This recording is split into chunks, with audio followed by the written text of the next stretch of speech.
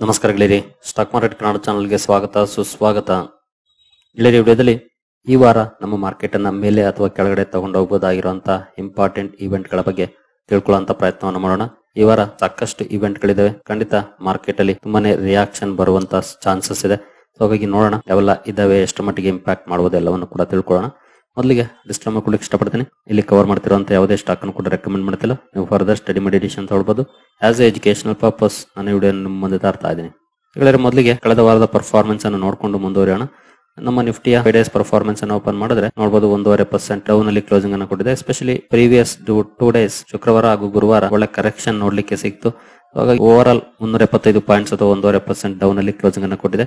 ಹಾಗೆ ನಾವು ಸೆನ್ಸೆಕ್ಸ್ ಕಡೆ ಬಂದ್ರೆ 5 ಡೇಸ್ ಓಪನ್ ಮಾಡಿದ್ರೆ ಇಲ್ಲಿ ನೋಡಬಹುದು 1370 ಪಾಯಿಂಟ್ಸ್ ಅಥವಾ 1.66% ಡೌನ್ ಅಲ್ಲಿ ಕ್ಲೋಸಿಂಗ್ ಅನ್ನ ಕೊಟ್ಟಿದೆ.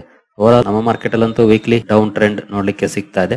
ಇನ್ನು ಅಮೆರಿಕನ್ ಮಾರ್ಕೆಟ್ ಕಡೆ ಬಂದ್ರೆ ಶುಕ್ರವಾರದ ಸೆಷನ್ ಅಲ್ಲಂತೂ ಭರ್ಜರಿ ಡೌನ್ ಫಾಲ್ ನೋಡ್ಲಿಕ್ಕೆ ಸಿಕ್ಕಿದೆ. 1.79% ಡೌನ್ ಅಲ್ಲಿ ಡೌ ಜೋನ್ಸ್ ಕ್ಲೋಸಿಂಗ್ ಅನ್ನ ಕೊಟ್ಟಿದೆ. 5 ಡೇಸ್ ಪರ್ಫಾರ್ಮೆನ್ಸ್ ಅನ್ನು ಓಪನ್ ಮಾಡಿದ್ರೆ 1.38% ಡೌನ್ ಇದೆ. 588 ಪಾಯಿಂಟ್ಸ್ ಡೌನ್ ಅಲ್ಲಿ ಕಳೆದ ವಾರ ಪರ್ಫಾರ್ಮ್ ಮಾಡಿದೆ. ಎಸ್ಪೆಷಲಿ ಶುಕ್ರವಾರದ ಒಂದು ಪರ್ಫಾರ್ಮೆನ್ಸ್ ಮನೆ ಇಂಪ್ಯಾಕ್ಟ್ ಅನ್ನ ಮಾಡಿದೆ ಅಂತಾನೆ ಹೇಳ್ಬೋದು. ಇನ್ನು ನಾಸ್ಟಾಕ್ ಕಡೆ ಬಂದ್ರೆ ಇಲ್ಲೂ ಕೂಡ 1.3% ಡೌನ್ ಫಾಲ್ ಶುಕ್ರವಾರ ಕಂಡು ಬಂದಿದೆ. ಹಾಗೆ 5 ಡೇಸ್ ಪರ್ಫಾರ್ಮೆನ್ಸ್ ಅನ್ನು ಓಪನ್ ಮಾಡಿದ್ರೆ 166 ಪಾಯಿಂಟ್ಸ್ ಅಥವಾ 0.85% ಡೌನ್ ಅಲ್ಲಿ ವೀಕ್ಲಿ ಕ್ಲೋಸಿಂಗ್ ಕಂಡು ಬಂದಿದೆ. ಓವರ್ ಆಲ್ ನಮ್ಮ ಮಾರ್ಕೆಟ್ ಅಲ್ಲೂ ಕೂಡ ಟ್ರೆಂಡ್ ನೆಗೆಟಿವ್ ಇದೆ. ಅಮೆರಿಕನ್ ಮಾರ್ಕೆಟ್ ಅಲ್ಲೂ ಕೂಡ ನೆಗೆಟಿವ್ ಇದೆ ಈ ವಾರ. ಇನ್ನು ಮಾರ್ಕೆಟ್ ನ ಮೇಲೆ ಇಂಪ್ಯಾಕ್ಟ್ ಮಾಡುವಂತ ಸುದ್ದಿಗಳ ಕಡೆ ನಾವು ಬರೋದಾದ್ರೆ ಮೊದಲಿಗೆ ತುಂಬಾನೇ ಸದ್ದು ಮಾಡ್ತಾ ಇರೋದು ಇಸ್ರೇಲ್ ಹಾಗೂ ಇರಾನ್ ನಡುವಿನ ಕಾನ್ಫ್ಲಿಕ್ಟ್ ಅಥವಾ ಕಾನ್ಫ್ಲಿಕ್ಟ್ ಅನ್ನೋದಕ್ಕಿಂತ ಯುದ್ಧ ಅಂತಾನೆ ಕರಿಬಹುದು. ಆ ರೀತಿ ಎಸ್ಕಲೇಷನ್ ಈಗಾಗಲೇ ನೋಡ್ಲಿಕ್ಕೆ ಸಿಕ್ಕಿದೆ. ಇವರು ಅವರ ರಾಜಧಾನಿಯ ಮೇಲೆ ಹೊಡಿತಿದ್ದಾರೆ, ಅವರು ಇವ್ರ ರಾಜಧಾನಿಯನ್ನ ಟಾರ್ಗೆಟ್ ಮಾಡ್ತಿದ್ದಾರೆ. ಈಗಾಗಲೇ ಎಕ್ಸ್ಟ್ರೀಮ್ ಲೆವೆಲ್ ಅನ್ನ ತಲುಪಿದೆ ಅಂತಾನೆ ಹೇಳ್ಬೋದು. ಜೊತೆಗೆ ಬಹುಶಃ ಒಂದಷ್ಟು ವಾರಗಳು ಇದು ಕಂಟಿನ್ಯೂ ಆಗ್ಬೋದು ಅಂತ ಹೇಳ್ತಿದ್ದಾರೆ. ದಿನಗಳೆಲ್ಲ ವಾರಗಳು ಅಂತ. ಹಾಗಾಗಿ ತುಂಬಾನೇ ಇಂಪ್ಯಾಕ್ಟ್ ಅನ್ನ ಮಾಡುವಂತ ಸುದ್ದಿ ಇದು ಅಂತಾನೆ ಹೇಳ್ಬೋದು. ಈಗಾಗಲೇ ಮಾರ್ನಿಂಗ್ ವಿಡಿಯೋದಲ್ಲಿ ಇದ್ರ ಬಗ್ಗೆ ಕವರೇಜ್ ಅನ್ನ ಮಾಡಿದ್ದೀನಿ ಡೀಟೇಲ್ ಆಗಿ. ಇನ್ ಕೇಸ್ ಇಲ್ಲಿವರೆಗೂ ಆ ವಿಡಿಯೋ ನೋಡಿಲ್ಲ ಅಂದ್ರೆ ಒಂದ್ಸಲ ನೋಡಿ. ಒಂದಷ್ಟು ವಿಚಾರಗಳನ್ನ ಈಗಾಗಲೇ ಕವರ್ ಮಾಡಿದ್ದೀನಿ. ಈ ಕಡೆ ನಾವು ಫೋಕಸ್ ಮಾಡಬೇಕಾಗುತ್ತೆ. ನಂತರ ಈಗಾಗಲೇ ಹೌತೀಸ್ ಕೂಡ ಕೆಲವೊಂದು ಕ್ಲೈಮ್ಸ್ ಅನ್ನು ಮಾಡ್ತಿದ್ದಾರೆ ನೋಡಬಹುದು. Houthis claim coordinated missile attack on Israel with Iran ನ ಜೊತೆಗೂಡಿ ಕೋಆರ್ಡಿನೇಟೆಡ್ ಮಿಸೈಲ್ ಅಟ್ಯಾಕ್ ನ ಮಾಡಿದ್ದೀವಿ ಅನ್ನುವಂತ ಸ್ಟೇಟ್ಮೆಂಟ್ ನ ಹೌತೀಸ್ ಕಡೆಯಿಂದ ನೋಡಕ್ಕೆ ಕಾಣ್ತಿದೆ. ಒಟ್ಟಿಗೆ ಎಸ್ಕಲೇಷನ್ ದೊಡ್ಡ ಮಟ್ಟದಲ್ಲೇ ಆಗ್ತಾ ಇದೆ ಅಂತ ಹೇಳುವುದು. ಇದು ಮಿಡ್ಲ್ ಈಸ್ಟ್ ಅಲ್ಲಿ ಟೆನ್ಷನ್ ಜಾಸ್ತಿ ಮಾಡ್ತಾ ಇದೆ. ಹಾಗೆ ಇದೇ ಕಾರಣಕ್ಕೆ ನಾವೀಗಾಗಿ ಕ್ರೂಡ್ ಆಯಿಲ್ ಅಲ್ಲಿ ರ್ಯಾಲಿಯನ್ನು ಕೂಡ ನೋಡಿದ್ವಿ. ಇವತ್ತು ಭಾನುವಾರ ಆಗಿರೋದ್ರಿಂದ ನಿನ್ನೆ ಇವತ್ತು ಕ್ಲೋಸ್ ಇದೆ. ಶುಕ್ರವಾರದ ಪರ್ಫಾರ್ಮೆನ್ಸ್ ಇಲ್ಲಿ ಇರೋದು 7% ರ್ಯಾಲಿ ಶುಕ್ರವಾರ ನೋಡ್ಲಿಕ್ಕೆ ಸಿಕ್ಕಿತ್ತು. ನಾಳೆ ಯಾವ ರೀತಿ ಇರುತ್ತೆ ಓಪನಿಂಗ್ ಆಗಿ ಯಾವ ರೀತಿ ಪರ್ಫಾರ್ಮೆನ್ಸ್ ಇರುತ್ತೆ ಅನ್ನೋದನ್ನ ಅಬ್ಸರ್ವ್ ಮಾಡಬೇಕಾಗುತ್ತೆ. ತುಂಬಾನೇ ಕ್ರೂಷಿಯಲ್ ಆಗುತ್ತೆ ಕ್ರೂಡ್ ಆಯಿಲ್ ನ ಪರ್ಫಾರ್ಮೆನ್ಸ್. ಎಸ್ಪೆಷಲಿ ಮಿಡ್ಲ್ ಈಸ್ಟ್ ಅಲ್ಲಿ ಟೆನ್ಷನ್ ಜಾಸ್ತಿ ಆದಷ್ಟು ಕ್ರೂಡ್ ಆಯಿಲ್ ಅಲ್ಲಿ ರ್ಯಾಲಿ ಬರುವಂತ ಚಾನ್ಸಸ್ ಇದೆ. ಮಾರ್ನಿಂಗ್ ವಿಡಿಯೋದಲ್ಲಿ ಇದ್ರ ಬಗ್ಗೆ ಒಂದಷ್ಟು ವಿಚಾರಗಳನ್ನ ಡೀಟೇಲ್ ಆಗಿ ಡಿಸ್ಕಸ್ ಮಾಡಿದ್ದೀನಿ. ಒಂದ್ಸಲ ವಿಡಿಯೋ ನೋಡಿ. ಇನ್ನು ನೆಕ್ಸ್ಟ್ ಇಂಪಾರ್ಟೆಂಟ್ ಪಾಯಿಂಟ್ ಕಡೆ ನಾವು ಬರೋದಾದ್ರೆ G7 ಸಮ್ಮಿಟ್. G7 ಸಮ್ಮಿಟ್ ಮೇಲೆ ಕೂಡ ಮಾರ್ಕೆಟ್ ಪ್ಲೇಯರ್ಸ್ ಕಣ್ಣಿರುತ್ತೆ ಈ ವಾರ. ಯಾಕೆಂತಂದ್ರೆ ಅಲ್ಲಿ ಯಾವೆಲ್ಲ ನಿರ್ಧಾರಗಳಾಗ್ತವೆ, ಇನ್ವೆಸ್ಟ್ಮೆಂಟ್ ಗೆ ಸಂಬಂಧಪಟ್ಟಂತೆ ಏನೆಲ್ಲ ಒಪ್ಪಂದಗಳಾಗ್ತವೆ, ಯಾವ ಸೆಕ್ಟರ್ಸ್ ಗೆ ಪಾಸಿಟಿವ್ ಆಗ್ಬೋದು, ನೆಗೆಟಿವ್ ಆಗ್ಬೋದು, ಎಲ್ಲದರ ಮೇಲೆ ಇನ್ವೆಸ್ಟರ್ಸ್ ಕಣ್ಣಿರುತ್ತೆ. ಇವತ್ತಿಂದ ಸ್ಟಾರ್ಟ್ ಆಗ್ತಾ ಇದೆ. 15ರಿಂದ 17ನೇ ತಾರೀಕುವರೆಗೂ ಕೂಡ ಇರುತ್ತೆ G7 ಸಮಿಟ್. ಈ ಕಡೆ ಕೂಡ ನಾವು ಗಮನವನ್ನ ಇಟ್ಟಿರ್ಬೇಕಾಗುತ್ತೆ. ಇವನ್ ನರೇಂದ್ರ ಮೋದಿ ಅವರು ಕೂಡ ವಿಸಿಟ್ ಮಾಡ್ತಿದ್ದಾರೆ. ಸೈಪ್ರಸ್ ಗೆ ವಿಸಿಟ್ ಮಾಡ್ತಿದ್ದಾರೆ, ಕೆನಡಾ ಹಾಗೆ ಇನ್ನೂ ಒಂದು ದೇಶಕ್ಕೆ ವಿಸಿಟ್ ಮಾಡ್ತಿದ್ದಾರೆ. ಅಲ್ಲಿ ಅವೆಲ್ಲ ಒಪ್ಪಂದಗಳಾಗುತ್ತೆ. ಯಾವ್ದಾದ್ರು ಸ್ಪೆಸಿಫಿಕ್ ಸೆಕ್ಟರ್ ರಿಲೇಟೆಡ್ ಒಪ್ಪಂದಗಳಾದ್ರೆ ಆ ಸೆಕ್ಟರ್ ಅಲ್ಲಿ ರಿಯಾಕ್ಷನ್ ನೋಡ್ಲಿಕ್ಕೆ ಸಿಗುತ್ತೆ. ಇದನ್ನು ಕೂಡ ಅಬ್ಸರ್ವ್ ಮಾಡಬಹುದಾಗಿರುತ್ತೆ. ನಂತರ ಈ ವಾರ 3 ಸೆಂಟ್ರಲ್ ಬ್ಯಾಂಕ್ ಗಳ ಇಂಟ್ರೆಸ್ಟ್ ರೇಟ್ ಡಿಸಿಷನ್ ಇದೆ. ಮೊದಲನೇದಾಗಿ ಫೆಡರಲ್ ರಿಸರ್ವ್ ನ ಇಂಟ್ರೆಸ್ಟ್ ರೇಟ್ ಡಿಸಿಷನ್ ಇದೆ ಈ ವಾರ. ನೋಡಬಹುದು ಜೂನ್ 17, 18 ಅಂದ್ರೆ 18ನೇ ತಾರೀಕು ಔಟ್ಕಮ್ ಬರುತ್ತೆ. 19ನೇ ತಾರೀಕು ನಮ್ಮ ಮಾರ್ಕೆಟ್ ಅಲ್ಲಿ ರಿಯಾಕ್ಷನ್ ನೋಡ್ಲಿಕ್ಕೆ ಸಿಗುತ್ತೆ. ಯಾಕಂದ್ರೆ ನಮ್ಮ ಮಾರ್ಕೆಟ್ ಕ್ಲೋಸ್ ಆದ್ಮೇಲೆ ಔಟ್ಕಮ್ ಬರೋದ್ರಿಂದ. ಹಾಗೆ ಈಗಾಗಲೇ ಎಕ್ಸ್ಪೆಕ್ಟೇಷನ್ಸ್ ಏನು ಇಲ್ಲ, ಅಂದ್ರೆ ರೇಟ್ ಕಟ್ ಬಗ್ಗೆ ಅಂತೂ ಎಕ್ಸ್ಪೆಕ್ಟೇಷನ್ ಇಲ್ಲ ಫೆಡ್ ಇಂದ. ಹಲವು ಪೋಲ್ ಗಳ ಪ್ರಕಾರ ಬಹುಶಃ ಇವರು ಸೆಪ್ಟೆಂಬರ್ ಅಲ್ಲಿ ರೇಟ್ ಕಟ್ ಮಾಡಬಹುದು ಅಂತ ಹೇಳ್ತಿದ್ದಾರೆ. ಜುಲೈಯಲ್ಲೂ ಕೂಡ ಇಲ್ಲ ನೋಡಬಹುದು. ಇನ್ ಕೇಸ್ ಅನ್ಎಕ್ಸ್ಪೆಕ್ಟೆಡ್ ರೀತಿಯಲ್ಲಿ RBI ತರ ಡಿಸಿಷನ್ ತಗೊಂಡ್ರೆ ಗೊತ್ತಿಲ್ಲ, 25 ಬೇಸಿಸ್ ಪಾಯಿಂಟ್ ರೇಟ್ ಕಟ್ ಮಾಡಿದ್ರೆ. ಬಟ್ ಎಕ್ಸ್ಪೆಕ್ಟೇಷನ್ಸ್ ಅಂತೂ ಇಲ್ಲ, ರೇಟ್ ಕಟ್ ಮಾಡುವಂತ ಚಾನ್ಸಸ್ ಕಡಿಮೆ ಅಂತಾನೆ ಹೇಳ್ತಿದ್ದಾರೆ. ಖಂಡಿತ ಇನ್ಫ್ಲೇಷನ್ ವಿಚಾರದಲ್ಲಿ ಕೆಲವೊಂದು ಪಾಸಿಟಿವ್ಸ್ ಇದೆ ಮೊನ್ನೆ ಬಂದಂತಹ ಡೇಟಾ ನೋಡಿದ್ಮೇಲೆ. ಬಟ್ ಈಗಾಗಲೇ ಮಿಡ್ಲ್ ಈಸ್ಟ್ ಅಲ್ಲಿ ಈ ಟೆನ್ಷನ್ ಏನ್ ಶುರುವಾಗಿದೆ, ಅದನ್ನು ಕೂಡ ಕಾಶಿಯಸ್ ಆಗಿ ನೋಡ್ತಾರೆ ಫೆಡ್ ಮೆಂಬರ್ಸ್. ಹಾಗಾಗಿ ರೇಟ್ ಕಟ್ ನ ಚಾನ್ಸಸ್ ಕಡಿಮೆ, ರೇಟ್ ಪಾಸ್ ಕಂಟಿನ್ಯೂ ಆಗಬಹುದು. ಹಾಗೆ ಇಲ್ಲೂ ಕೂಡ ನೋಡಬಹುದು ಜೂನ್ 18 4.5 ಏನಿದೆ ಅದನ್ನೇ ಕಂಟಿನ್ಯೂ ಮಾಡಬಹುದು ಅಂತ ಫೋರ್ಕಾಸ್ಟ್ ಮಾಡ್ತಿದ್ದಾರೆ. ನೋಡೋಣ ಏನ್ ಡಿಸಿಷನ್ ಅನ್ನ ಫೆಡ್ ತಗೊಳುತ್ತೆ ಅಂತ. ಬಟ್ ಇಲ್ಲಿ ಕಮೆಂಟ್ರಿ ತುಂಬಾ ಇಂಪಾರ್ಟೆಂಟ್ ಆಗುತ್ತೆ. ಜೆರೋಮ್ ಪೌವೆಲ್ ಅವರು ಮೀಡಿಯಾ ಮುಂದೆ ಬಂದು ಏನ್ ಹೇಳ್ತಾರೆ, ಫೋರ್ಕಾಸ್ಟ್ ಏನ್ ಕೊಡ್ತಾರೆ, GDP ಬಗ್ಗೆ, ಇನ್ಫ್ಲೇಷನ್ ಬಗ್ಗೆ, ಗ್ರೋತ್ ಬಗ್ಗೆ ಏನ್ ಕಮೆಂಟ್ರಿ ಮಾಡ್ತಾರೆ, ಇದೆಲ್ಲವೂ ಕೂಡ ಮ್ಯಾಟರ್ ಆಗುತ್ತೆ. ರೇಟ್ ಕಟ್ ಆಗದೆ ಇದ್ರೂ ಕೂಡ ಗ್ರೋತ್ ಫೋರ್ಕಾಸ್ಟ್ ಹಾಗೆ ಗ್ರೋತ್ ಬಗ್ಗೆ ಪಾಸಿಟಿವ್ ಕಮೆಂಟ್ರಿ ಬಂದ್ರೆ ಅದು ಕೂಡ ಮಾರ್ಕೆಟ್ ಗೆ ಪಾಸಿಟಿವ್ ಮೊಮೆಂಟಮ್ ಅನ್ನ ತರಬಹುದೇನೋ. ಹಾಗಾಗಿ ನಾವು ಕ್ಲೋಸ್ಲಿ ವಾಚ್ ಮಾಡಬೇಕಾಗುತ್ತೆ ಕಮೆಂಟ್ರಿಯನ್ನ. ನೆಕ್ಸ್ಟ್ ಬ್ಯಾಂಕ್ ಆಫ್ ಜಪಾನ್ ನ ಇಂಟ್ರೆಸ್ಟ್ ರೇಟ್ ಡಿಸಿಷನ್ ಕೂಡ ಇದೆ ಈ ವಾರ. ನೋಡಬಹುದು ಜೂನ್ 16 ಅಂದ್ರೆ ನಾಳೆನೇ ಇದೆ. ಇಲ್ಲೂ ಕೂಡ ಫೋರ್ಕಾಸ್ಟ್ 0.5% ಏನಿದೆ ಇಂಟ್ರೆಸ್ಟ್ ರೇಟ್ ಅದೇ ಕಂಟಿನ್ಯೂ ಆಗ್ಬೋದು ಅಂತ ಇದೆ. ನೋಡೋಣ ಏನ್ ಡಿಸಿಷನ್ ತಗೊಳುತ್ತೆ ಬ್ಯಾಂಕ್ ಆಫ್ ಜಪಾನ್ ಅಂತ. ಇದು ಕೂಡ ಮಾರ್ಕೆಟ್ ಮೇಲೆ ಇಂಪ್ಯಾಕ್ಟ್ ಅನ್ನ ಮಾಡುತ್ತೆ. ಇನ್ ಕೇಸ್ ರೇಟ್ ಹೈಕ್ ಮಾಡಿದ್ರೆ ಅದಂತೂ ಪಾಸಿಟಿವ್ ಅಲ್ಲ ಮಾರ್ಕೆಟ್ ಗೆ. ಆಸ್ ಆಫ್ ನಾವು 0.5% ಕಂಟಿನ್ಯೂ ಆಗುವಂತ ಎಕ್ಸ್ಪೆಕ್ಟೇಷನ್ಸ್ ಇದೆ. ನೋಡೋಣ ಏನ್ ಡಿಸಿಷನ್ ತಗೊಳುತ್ತೆ ನಾಳೆ ಅಂತ.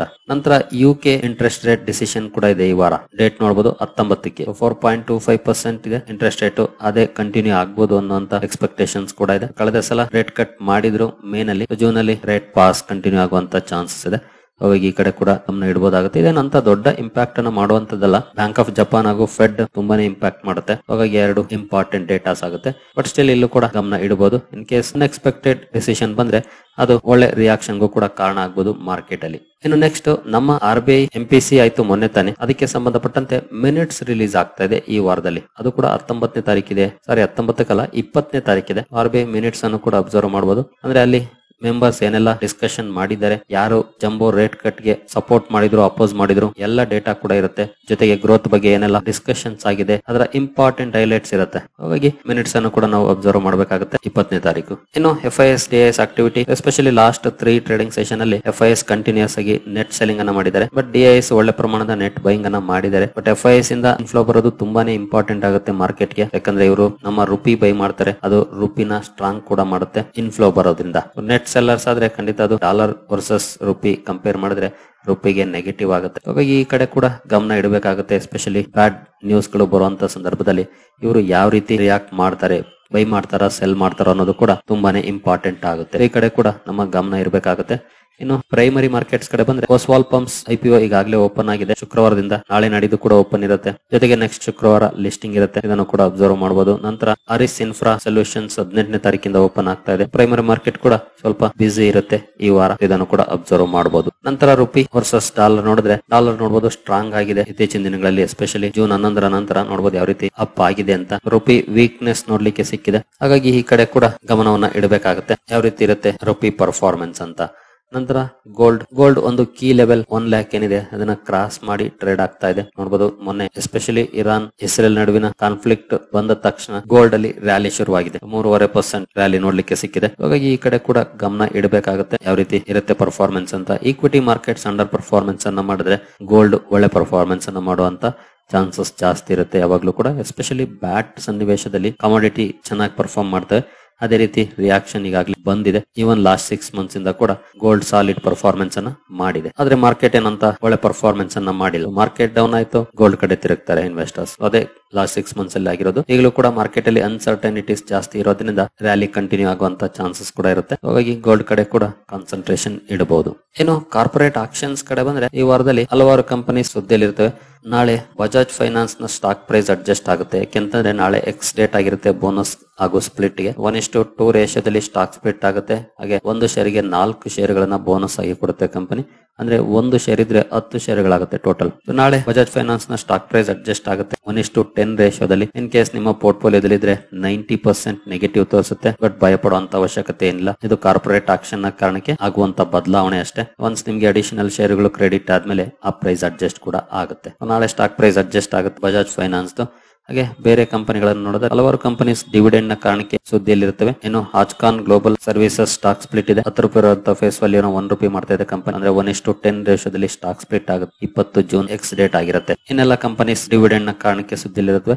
ಈ ಎಲ್ಲ ಸ್ಟಾಕ್ ಗಳನ್ನು ಕೂಡ ಅಬ್ಸರ್ವ್ ಮಾಡಬಹುದು. ಡ್ಯೂರಿಂಗ್ ಕಾರ್ಪೊರೇಟ್ ಆಕ್ಷನ್ ಸ್ಟಾಕ್ ಗಳಲ್ಲಿ ಯಾವ ರೀತಿ ರಿಯಾಕ್ಷನ್ ಬರುತ್ತೆ ಅಂತ. ಈ ಎಲ್ಲ ಮೇಜರ್ ಸುದ್ದಿಗಳು ಈ ವಾರ ಮಾರ್ಕೆಟ್ ನ ಮೇಲೆ ಇಂಪ್ಯಾಕ್ಟ್ ಅನ್ನ ಮಾಡ್ತವೆ. ನೋಡೋಣ ಪಾಸಿಟಿವ್ ಇರುತ್ತಾ ನೆಗೆಟಿವ್ ಇರುತ್ತಾ ಅಂತ. ಸದ್ಯದ ಮಟ್ಟಿಗೆ ಸೆಂಟಿಮೆಂಟ್ ಅಂತೂ ನೆಗೆಟಿವ್ ಇದೆ. Let's hope for the best. ಸರಿ ಗೆಳೆಯರೇ, ಈ ಎಲ್ಲ ಅಪ್ಡೇಟ್ಸ್ ನಿಮ್ಗೆ ಇಷ್ಟ ಆಗಿದೆ ಅನ್ಕೊಳ್ತೀನಿ. ಮುಂದಿನ ವಿಡಿಯೋದಲ್ಲಿ ಸಿಗೋಣ. ಅಲ್ಲಿವರೆಗೂ ಜೈ ಹಿಂದ್, ಜೈ ಕರ್ನಾಟಕ.